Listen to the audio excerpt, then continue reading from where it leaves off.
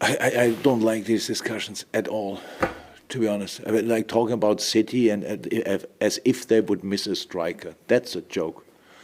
The way they played, they had against Crystal Palace, they had like 5 or 6 clear-cut chances. Had nothing to do with not having a striker. You tell me De Bruyne hit the crossbar because there was no striker.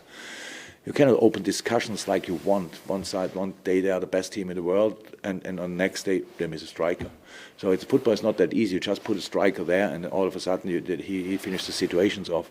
We need our boys in different ways as well. It's not just that you can be a striker who scores goals. If you want to be a striker for Liverpool, you have to work your socks off in each game. You have to defend the width. You have to defend the whatever, and that is important. That's why we changed, not because they didn't score, because they scored and we still changed. But it's about how much can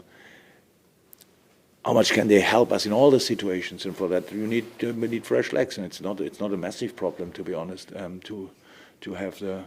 To find the right lineup, it depends to the moment and stuff like this. Who played how many minutes? If you have the chance, it's the first time we have it.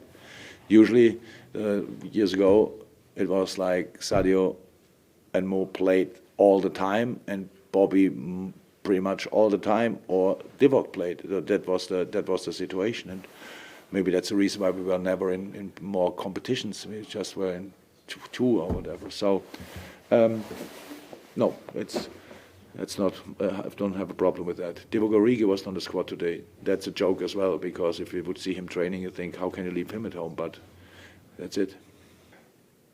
I really don't think a lot about City. That's the truth. I know that the only chance we have is to win an incredible amount of football games, because our opponents win incredible amount of football games. There's no chance to drop. I said it before. The last few years, we pushed each other on insane levels.